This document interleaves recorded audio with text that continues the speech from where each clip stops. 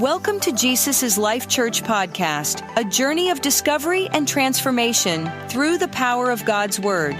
Join us as we delve into the Scriptures, seeking to understand and apply its timeless truths to our lives.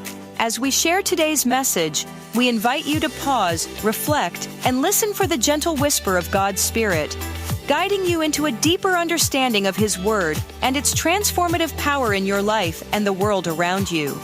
Jesus इस life church में आपका स्वागत है।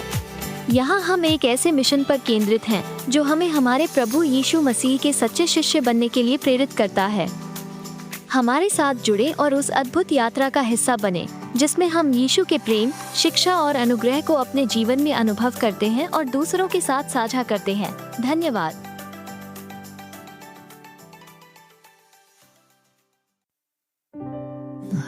आप सभी को जय मसीह की। खुदावन यसु के पाक जिंदा जलाली कुदूस नाम में मैं आप सभी को सलाम कहता हूँ। Greetings to you in the name of our wonderful saviour Lord Jesus Christ. मेरे भाइयों, मेरी बहनों, यहूदा की किताब में लिखा है, वही तुम्हें ठोकर खाने से बचा सकता है और अपनी महिमा में निर्दोष खड़ा कर सकता है। आज सबसे पहले आपके और मैं अपने लिए परमेश्वर से यही प्रार्थना करता हूँ, जैसे इस वचन में लिखा है कि वही तुम्हें ठोकर खाने से बचा सकता है, लेकिन इंग्लिश में लिखा गया है He will keep you from falling। वो तुम्हें गिरने से बचा सकता है। हम सभी लोग किसी न किसी बात में रोज गिरते हैं। कभी कभी हम अपने मुंह से कुछ ऐसा बोल देते हैं या मन में ऐसा कुछ सोच लेते हैं, लेकिन आज प्रभु से मेरी प्रार्थना है कि वो आपको और मुझे हमेशा संभाले और हमेशा पाप में गिरने से बचाए। मेरे भाइयों, मेरी बहनों, आज मैं आप सभी को बताना चाहता हूं कि आपको शायद ये बात पता होगी, या मैं फिर से बता देता हूं कि मैंने एक बेसिक टीचिंग की एक सीरीज स्टार्ट की है। और हमने जिस चैनल पे आप हमें देख रहे हैं, आप देखते होंगे कि हमने इसका नाम भी चेंज कर दिया। पहले इसका नाम था Jesus is life other languages, लेकिन अब इसका नाम है जीसस इज लाइफ। उसका नाम है सूरज प्रेमानी बेसिक टीचिंग्स जो बाइबल की हैं, कुछ हमने ऐसा नाम रखा है। इससे पहले मैंने 2 वीडियोस डाले थे जिसका जो टाइटल था वो था हम दुआ कैसे कर सकते हैं और बाइबल को पढ़कर समझ कैसे सकते हैं। और आज इस सीरीज का 3rd वीडियो मैं आज आपके सामने लाया हूं जिसका नाम है हमें उपवास कैसे करना चाहिए, हाउ टू फास्ट। कई जगहों पर लोगों ने मुझसे सवाल पूछे कि ब्रदर हम फास्टिंग कैसे करें, कब करें, और हम फास्टिंग में क्या ले सकते हैं, क्या नहीं ले सकते हैं। और आज इन तमाम सवालों का जो जवाब है आज मैं इस वीडियो में दे रहा हूं आपको। इस टीचिंग को स्टार्ट करने से पहले मैं सबसे पहले आपको एक बात कहना चाहता हूं। वचन में लिखा है जब तक दूल्हा साथ में है बाराती कभी उपवास नहीं कर सकते, लेकिन जब दूल्हा अलग होगा तो बाराती उपवास करेंगे। ये बाइबल का एक ऐसा चित्र है जहां पर यीशु मसीह हमें समझा रहे हैं कि जब मैं इस पृथ्वी पर था उन दिनों में मैं तुम्हारे साथ में था, मैं तुम्हारा दूल्हा, लेकिन एक दिन मैं अलग हो जाऊंगा। और अब वो पिता के दाहिनी ओर जाके बैठा है मुर्दों में से जी उठ के, और अब वो हमारे साथ फिजिकली नहीं है। और ये वो दिन है जब हमें फास्टिंग करनी चाहिए, क्योंकि प्रभु ने कहा एक दिन आएगा जब दूल्हा अलग किया जाएगा, तब ये उपवास करेंगे। दूल्हा अलग हो चुका है, ये उपवास के दिन है। क्या कहा और एक चीज प्रभु ने कि मेरे आने से पहले नूह के दिन आएंगे, लोग खाएंगे पिएंगे और बहुत सारी पार्टी स्पिरिट में चलेंगे, शादी ब्याह संबंधी सब कुछ होंगे। दुनिया भले ही खाने पीने के दिन है उसके लिए, लेकिन हमारे लिए उपवास के दिन है। अजीब लगता है जब लोग अपने वीडियोस में सिखाते हैं कि आपको उपवास की नीड नहीं है, उपवास आपके लिए जरूरी नहीं है। अगर आप न भी करें, मैं आपसे हाथ जोड़ के विनती करता हूं, ऐसे झूठे शिक्षकों की शिक्षा पर ध्यान न लगाएं। इनके साथ रहते हुए आप स्पिरिचुअली वीक हो जाएंगे। मैं कभी भी नहीं चाहता कि मैं कभी भी किसके किसी की भी शिक्षा के विरुद्ध में बात करूं, क्योंकि मुझे लगता है कि हम अगर आपस में ही क्रॉस करेंगे एक दूसरे को तो मसीहत क्या सीखेगी। लेकिन रिसेंटली मैंने YouTube पे कुछ वीडियोस देखे जिसमें ऐसा सिखाया जा रहा था एक प्रचारक के द्वारा कि फास्टिंग इज नॉट इम्पोर्टेंट। मैं आपको कहना चाहता हूं मेरे भाइयों, मेरी बहनों, जीसस खुद फास्टिंग करते थे। एलिया, मूसा, बाइबल के बहुत बड़े बड़े आत्मिक लोग फास्टिंग करते थे। कैथरीन कुलमैन फास्टिंग करती थी। मैं आप सभी को कहना चाहता हूं संत पौलुस फास्टिंग करते थे। अगर आप इन दिनों में फास्टिंग नहीं रख रहे हैं तो मैं आपको बताना चाहता हूं आप कभी उस लेवल को टच नहीं कर पाओगे जो खुदावन ने आपके लिए रखी है। अब मैं बहुत सारे जो क्वेश्चंस हैं आपके, मैं उन सब का आंसर आपको इस वीडियो में देना चाहता हूं। ये एक टीचिंग है और ये वो सवाल हैं जो सालों से लोगों ने मुझसे पूछे हैं उपवास के बारे में। पहली चीज, हम फास्टिंग क्यों करते हैं, उसका रीजन क्या है? याद रखिए, कई सारे लोग फास्टिंग चमत्कार पाने के लिए भी करते हैं। मैं उन्हें गलत नहीं कह रहा, लेकिन आपका नंबर 1 रीजन जो उपवास करने का है वो होती है स्पिरिचुअल ग्रोथ, आत्मिक उन्नति। सबसे पहले इस बात को आप याद रखिए, कई बार जब हम प्रभु से पीछे होते हैं, जब आप देखते हो कि अब आप लोगों को सह नहीं पा रहे हो, आप स्ट्रेस ले रहे हो, आपकी जुबान आपके कंट्रोल में नहीं है, आपका कैरेक्टर जो है वो आपके हाथ में नहीं आ रहा, आप अपने आप से आगे निकल रहे हैं, जब आप देखते हैं कि आपके लाइफ में डिसिप्लिन गायब हो चुका है, मेन रीजन ये होना चाहिए फास्टिंग का, क्योंकि उपवास में शरीर क्रूस पे चढ़ता है और वापस स्पिरिट इस बॉडी को कंट्रोल करता है। फास्टिंग रखने का मेन रीजन ये होना चाहिए कि आपको प्रभु के करीब जाना है। कई सारे लोग जो हैं चमत्कार पाने के लिए फास्टिंग करते हैं। देखिए, मैं किसको गलत नहीं कह रहा, क्योंकि वचन में लिखा गया है जैसा जिसका विश्वास है वैसा उसके लिए हो जाएगा। कुछ लोग का ये फेथ है कि मैं उपवास के द्वारा पालूंगा, तो ओके, आप बढ़ सकते हैं। लेकिन मैं फिर भी कहता हूं उपवास जिस वजह से करना चाहिए उसका मेन रीजन है आत्मिक उन्नति, स्पिरिचुअल ग्रोथ, पवित्र आत्मा से परिपूर्ण होना, परमेश्वर के दान वरदानों से भरना। मैं आपको ये बात बताना नहीं चाह रहा था, लेकिन मैं आपकी उन्नति के लिए बता रहा हूं। मैंने हमेशा जब भी फास्टिंग की, मैंने खुदा से एक ही चीज मांगी कि जो वचन मैं आज तक नहीं समझ पाता हूं, मेरे लिए उन वचनों को खोल, ओपन कर। और प्रभु बड़ा विश्वास योग्य है, उसने मेरे लिए ये किया भी। फास्टिंग में आपको प्रभु से ये सारी बातें मांगनी चाहिए कि मुझे, मेरे अंदर जो कठोरता है वचन के प्रति, मैं किसी बात को इग्नोर करता हूं, या मेरे अंदर जो हृदय है कठोर है, प्रभु मुझे एक मांस का दिल दे, मुझे आत्मा से भर, मुझे अपनी तरह बना, मुझे आत्मा से परिपूर्ण कर, मुझे अपने वचन के ऊपर रेवलेशंस दे। आपकी फास्टिंग रखने का मेन रीजन होना चाहिए स्पिरिचुअल ग्रोथ, और स्पिरिचुअल ग्रोथ को एक दूसरा नाम है टू बी लाइक क्राइस्ट, यीशु की तरह बनना। दूसरा सवाल, क्या उपवास रखना जरूरी है? जी हां, बिल्कुल जरूरी है। अगर आप नहीं जानते हैं या आपने नोटिस नहीं किया है तो मैं आपको बताना चाहता हूं। मत्ती की किताब, उसमें एक वचन लिखा है, जब तू उपवास करे तो पाखंडियों की तरह उपवास मत करना। ऐसा क्यों नहीं लिखा गया है अगर तू उपवास करे? अगर बाइबल में लिखा होता कि अगर, इट मीन्स ये आपके ऊपर है, लेकिन बाइबल में कहती है जब तू उपवास करे, इट मीन्स ये आज्ञा है। कई सारे लोगों को लगता है उपवास जो है वो तब रखना चाहिए जब प्रॉब्लम्स हैं या हम देख रहे हैं कि हम पीछे हो गए हैं। मैं आपको कहना चाहता हूं आपके लाइफ में वीकली फास्टिंग होनी चाहिए, हर हफ्ते उपवास होना चाहिए। हम अपने कलीसिया के अंदर हर महीने 3 से कभी कभी 6 दिन भी हम उपवास कर लेते हैं, 3-3 दिनों के हम उपवास करते थे। मैं आप में से हर एक को कहना चाहता हूं जिनको लगता है उपवास जरूरी नहीं है, या कुछ लोगों को लगता है कि ब्रदर मेरी बॉडी जो है वो रिस्पॉन्ड नहीं करती, मैं बहुत कमजोर हो जाता हूं, चक्कर आते हैं, आधे दिन में मुझे भूख लगना स्टार्ट होती है। याद रखिए, उसका एक कारण है। अगर आप उपवास रख के घूमेंगे फिरेंगे, प्रभु के साथ संगति नहीं करेंगे तो आपको भूख लगेगी, क्योंकि जब आप ये निर्णय लेते हैं कि मैं उपवास करूंगा तो आपको प्रभु के साथ समय बिताना पड़ता है और उसी में आपको ताकत मिलती है फास्टिंग करने की।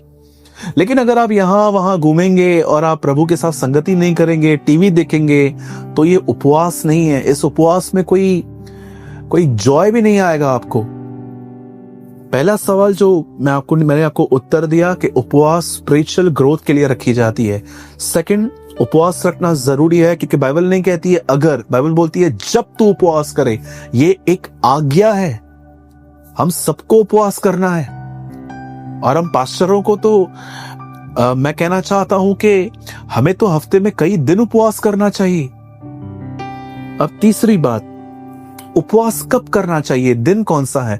क्या हम मंडे को फास्टिंग करें, वेडनेसडे को करें? मैं आपको कहना चाहता हूं आप फास्टिंग किसी भी दिन कर सकते हो, कोई दिन नहीं है। ओल्ड टेस्टामेंट में वो दिन था जब वो कुछ भी काम नहीं करते थे, सब्त का दिन। लेकिन अब हमारे लिए सब्त नहीं है, हमारे लिए सब दिन एक समान है। यीशु ने क्या कहा? सब्त का दिन मनुष्य के लिए बनाया गया है, मनुष्य सब्त के दिन के लिए नहीं बनाया गया है। हमारे लिए डेज इंपॉर्टेंट नहीं है। आप जब चाहें, चाहे आप सोमवार से लेके रविवार, मंडे से लेके संडे तक, आपको जब चाहिए आप उपवास कर सकते हैं। मैं आपको अपनी पर्सनल बात बताना चाहता हूं, मैं कब उपवास करता हूं या मैं कब करता था। एक टाइम था जब मैं जॉब करता था, अब तो मैं पार्ट टाइम वर्क करता हूं अपने डैड के साथ। और जब मैं उन दिनों में, जब मैं जॉब में था, जब मैं फास्टिंग करता था, मैं आपको बताना चाहता हूं उन दिनों में जिस दिन मुझे अपने काम से छुट्टी होती थी, उसी दिन मैं फास्टिंग करता था, क्योंकि मुझे पता था कि आज मुझे होल डे छुट्टी है, मुझे घर से निकलना नहीं है, कुछ काम नहीं होगा क्योंकि आज मुझे छुट्टी है। और मैं उस दिन परमेश्वर के साथ समय बिताता था उपवास करने में, और शाम को चर्च से होकर फिर मैं घर पे आके खाना खाता था। मैं आपको सजेशन दूंगा कि जिस दिन आप, अगर ये आपकी मर्जी हो तो जिस दिन आपको छुट्टी है उस दिन फास्टिंग कीजिए। पर अगर आपको लगता है कि नहीं, जिस दिन हम लोग को छुट्टी होती है, हम उस दिन फैमिली हम लोग जाते हैं कहां पर, तो इट्स ओके, किसी और दिन पे कीजिए। फास्टिंग आप कभी भी कर सकते हैं। फास्टिंग के लिए कोई डे नहीं है कि इसी दिन करोगे तो ज्यादा इफेक्ट होगा। जी नहीं, बाइबल में ऐसी कोई टीचिंग नहीं है।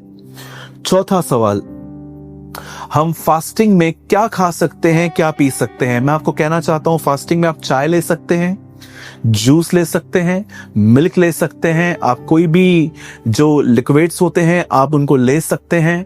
और आपको रात को एक वक्त का खाना खा लेना चाहिए।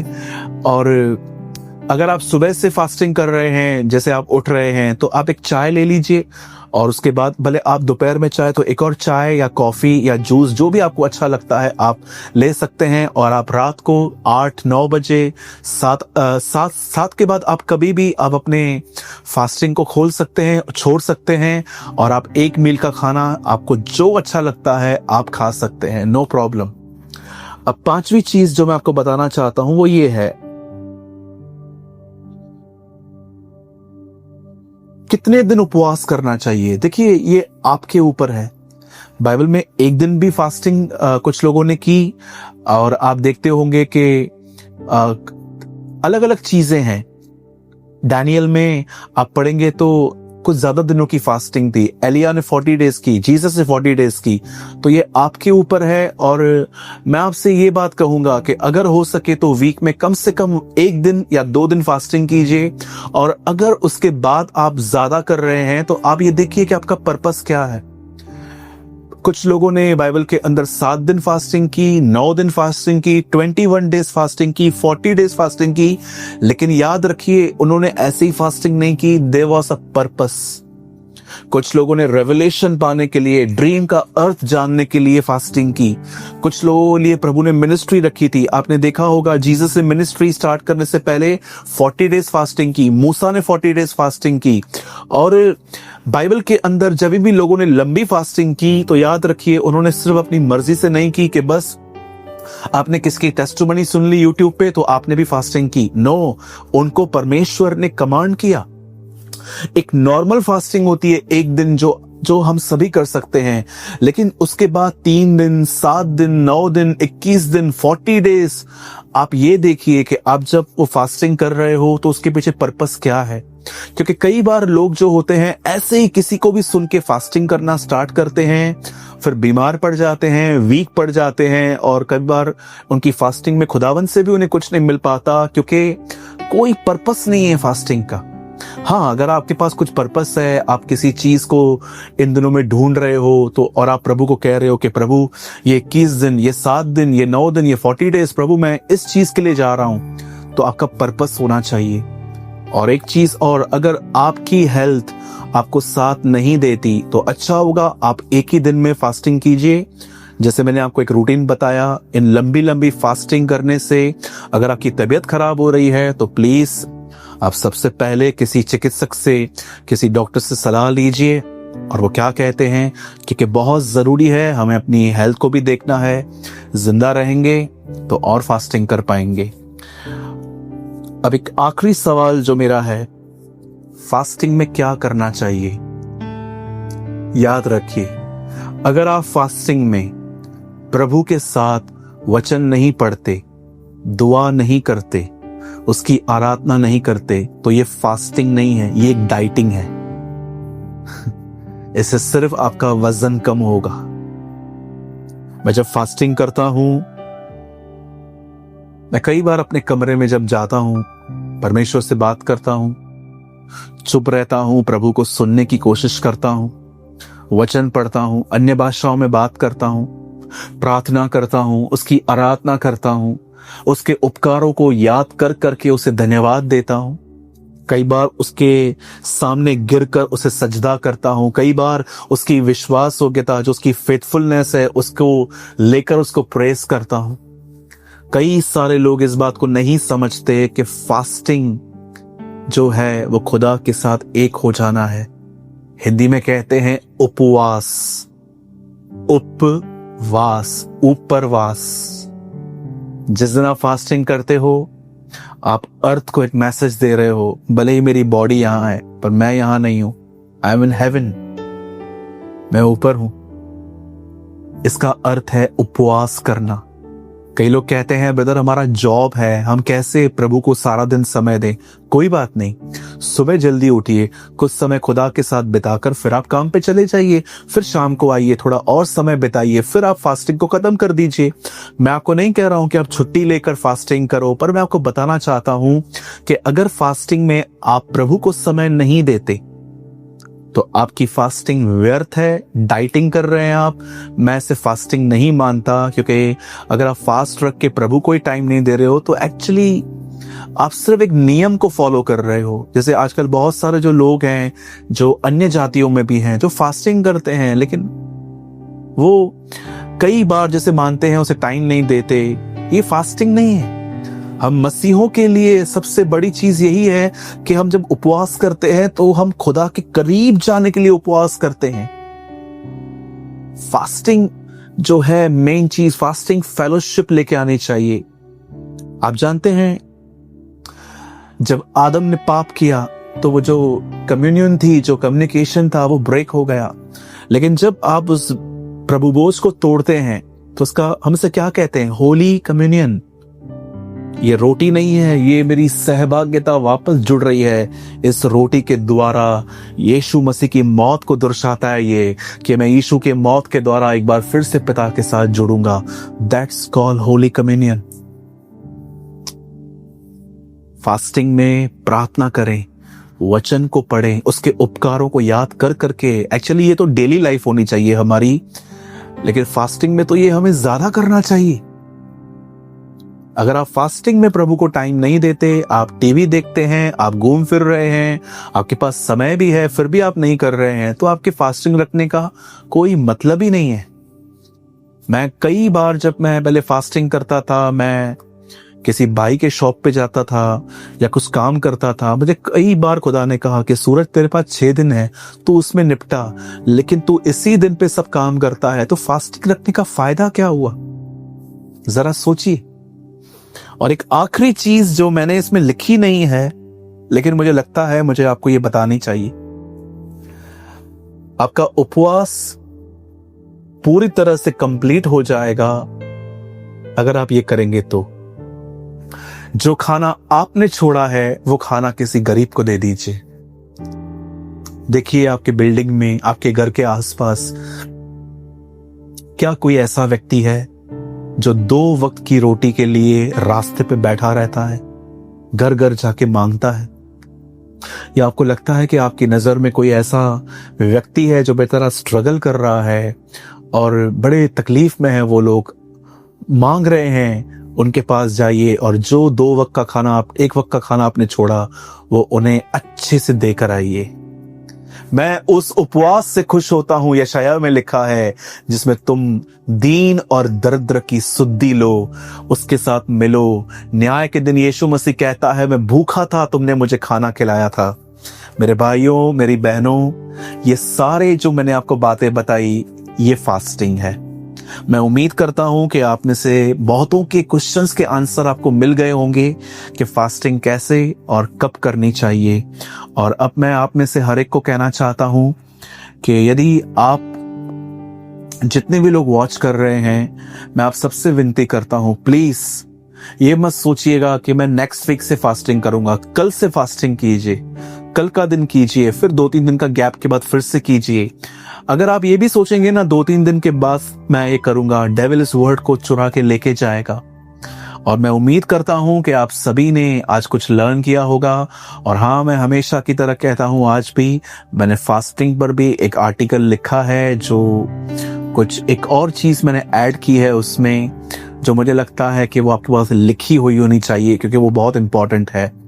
और मैं आप सबसे कहना चाहता हूं, अगर आपको इन बेसिक टीचिंग्स को सुन के अगर आप लगता है कि आप बहुत कुछ सीख रहे हो, तो जरूर मुझे कमेंट बॉक्स में बताइए, ताकि मैं भी इनकरेज हो जाऊं और आने वाले दिनों में मैं भी आपके लिए ऐसे और वीडियोस अपलोड करता रहूं।